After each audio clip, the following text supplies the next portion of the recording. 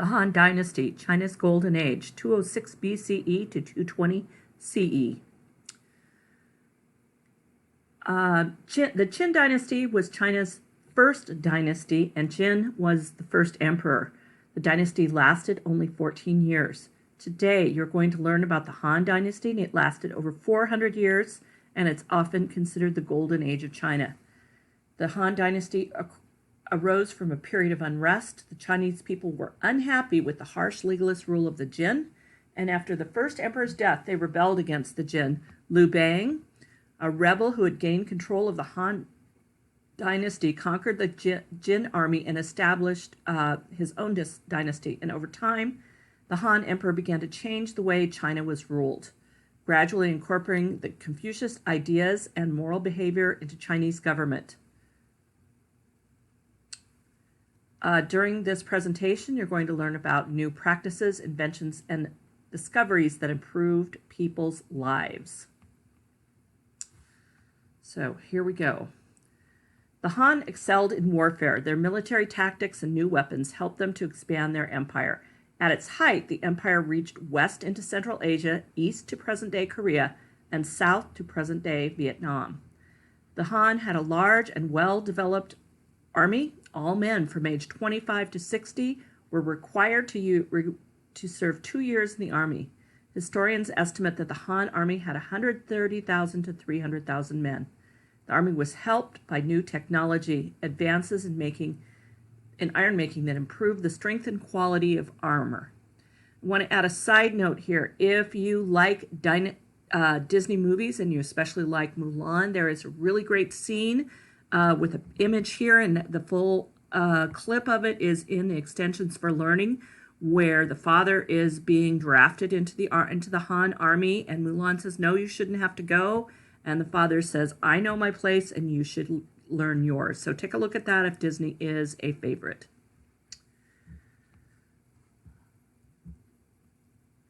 The strength of iron allowed the Han to fashion longer swords. With a longer sword, a soldier could swing at an enemy from a safer distance.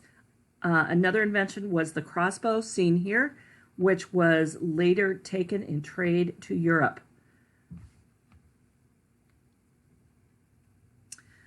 The Han invented the kite and used it in clever ways for military purposes. According to one legend, a Han general once used a kite to measure the width of a heavily guarded wall. Kites were used to send messages from one part of the army to another. They were also used to frighten the enemy.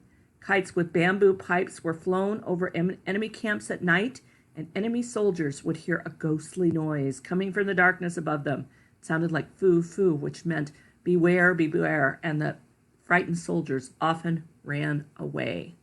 I want to do another side note here. If you are a fan of battle games or are interested in military education at all, Sun Tzu wrote a book during the Han Dynasty called The Art of War, which is still considered a classic for military leaders across the world. And again, the text for that is in the Extensions for Learning. The Han made significant improvements in Chinese government. They adopted the centralized government established by Emperor Jin Shengdi, but they softened the harsh ruling style of the emperor and brought Confucian ideas back into government. The government used many officials to help them run the vast empire. The government of China during this time was a bureaucracy. A bureaucracy is structured like a pyramid with a few people at the top and many at the bottom. At each level, people direct those directly underneath them. The Han officials lived in the capital and gave advice to the emperor. Lower level officials lived throughout the empire. Their responsibilities included checking roads and canals. They also had to make sure that enough grain was produced and stored in case of famine. One key improvement made by the Han concerned the way the civil servants were hired. Before the Han Dynasty, government officials were chosen based on their social status. Under the Han, they were chosen based on their ability and knowledge. They were required to take a long and difficult service exam, and the exam was based on the classic writings. Candidates had to learn 5 books by heart. Legend says they spent several days in tiny rooms with a security guard watching them. Once civil servants were hired, they were not allowed to serve in their home district. The rule was intended to prevent them giving special favors to friends and relatives. Every 3 years, their work was evaluated. Based on their evaluation, they could be promoted or demoted. Okay, so here is a look at the social class. Again, the pyramid we've seen that's pretty familiar. Slaves at the bottom. Soldiers, in this case, were less than artisans or peasants. Merchants were lower than peasants. State officials, nobles, scholars, and on up the chain. Han agriculture. Agriculture farmers were expected to grow enough food to feed their own family and help stock the granary or grain storehouses. In addition to growing crops, farmers had to make their own clothing, build their own homes, and give 1 month of unpaid labor to the government for building projects such as canals and roads. All this was hard enough, but floods and drought often destroyed crops, presenting farmers with yet another challenge. One invention that helped farmers was the chain pump. The chain pump made it easier to move water from low irrigation ditches and canals to the fields. Workers used pedals to turn the wheel, which pulled a series of wooden planks. The planks moved water up to the fields. And I think you are going to notice that this is still in use today. So pretty amazing. They also developed the wheelbarrow. It took this invention another 1,000 years before it got to Europe. Trade during the Han Dynasty. Like agriculture, industry benefited from advances made under the Han Dynasty. The Han government controlled the two most important industries in China, silk and salt. Both industries were helped by new inventions. Salt was an important trade item. Salt was valuable to people in ancient times because they used to help it preserve meat on a large reel and vegetables. At first, people only knew how to get salt from the sea. But during the Han Dynasty, the Chinese learned how to mine salt underground. Salt water or brine exists deep beneath Earth's surface. The Chinese dig deep wells using iron-tipped bamboo drills. When they reached salt water, sometimes 1,000 feet below the surface, a hollow bamboo pole was dropped into the well, and the pole had a valve that allowed the salt water to enter the pole. The valve that was then closed, and the pole was brought back to the surface with the salt water inside. Workers placed the water in a large iron pot. The pot was heated until the water evaporated, leaving just the salt in the pot. In this way, Chinese could get the salt even if they were far from the sea. And so you see this process on the left, and on the right, you see people collecting salt even today. The second part that makes salt so essential, it was something that they needed in Europe, but in addition, it is an essential part of making gunpowder, which the Chinese also created. Another really important trade good from China was silk. Silk is a material produced from the fibers of a silkworm cocoon. For the ancient Chinese, making silk was difficult and time-consuming. During the Han Dynasty, the Chinese developed a foot-powered machine that wound fibers into large reels ready for use. Making silk production more efficient was important because silk was very valuable in trade with people outside of China. If you are interested in finding out the process of silk, I've put a video up on the extension page. Art. Before the invention of paper, the Chinese wrote on silk. Silk could easily be rolled into scrolls, but was very expensive. People also wrote on bamboo. They wrote their symbols vertically on bamboo strips. To make books, they tied a series of strips together in a bundle. Bamboo was cheaper than silk, but it was bulky and awkward to use. The invention of paper in about the 1st century CE not only helped calligraphers, but also changed the way people communicated. Paper was cheaper than bamboo or silk, so people could afford to write more. Paper was also easier to bind together in books. A variety of materials were used to make paper, including silk fibers, hemp, bamboo, straw, and seaweed. Materials were boiled into a soupy pulp. Then a screen was dipped into the pulp and brought out again, and when the pulp dried on the screen, the result was paper.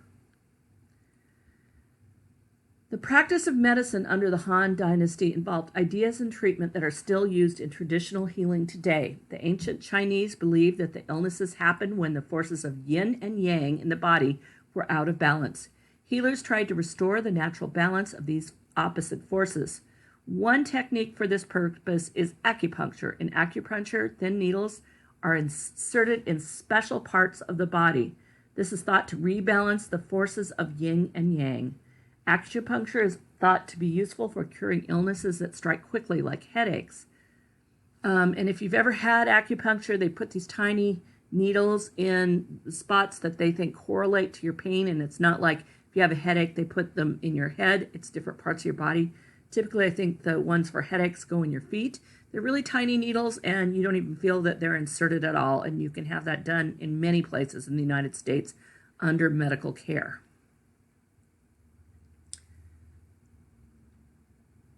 A second healing technique is moxibustion.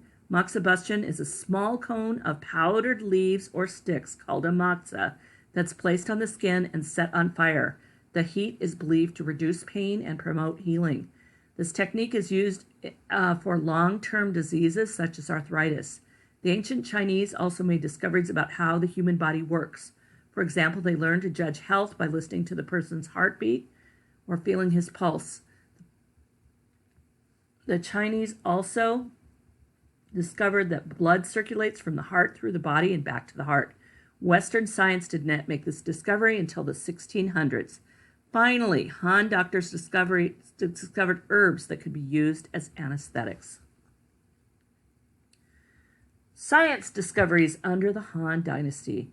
The Chinese under the Han made a number of scientific advances. Chinese astronomers closely observed the heavens, and they recorded the appearance of comets, which they called broom stars. They discovered that the moon shines because it reflects the light of the sun. They also learned the solar eclipses happen when the moon blocks our view of the sun. The Chinese of the period invented two useful instruments, the seismograph and the magnetic compass.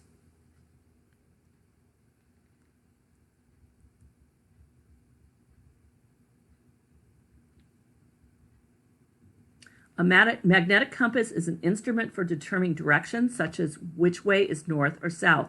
The Chinese believed that it was important to place temples, graves, and homes in the correct position for luck, and we call that feng shui today.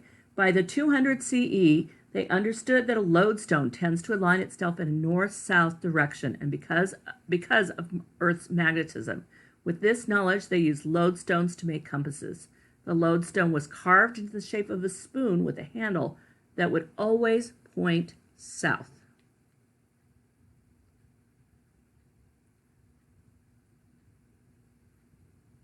The first Chinese seismograph was a circular machine made of bronze. The machine had a pendulum in the center and was surrounded by 8 sculpted animal heads. During an earthquake, the pendulum vibrated, and the vibration triggered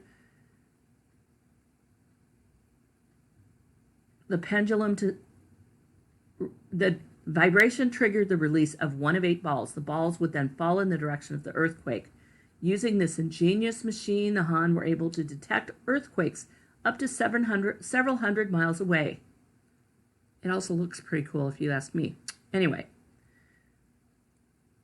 under the Han, the Chinese made advancements in many areas. New weapons helped Han emperors succeed in war and expand their empires. The government was organized into a bureaucracy staffed by civil servants who were chosen for their ability. A number of inventions improved agriculture and the important silk and salt industries, which would add and help with trade. The invention of paper advanced the art of calligraphy. Healers used techniques and practices that are still used today. Finally, Chinese scientists made important observations and invented the seismograph and the compass. The many achievements of the Han left a culture of the people that deeply impacted Chinese culture. In fact, in China, the word Han is still used today to describe the culture of the people of the Han.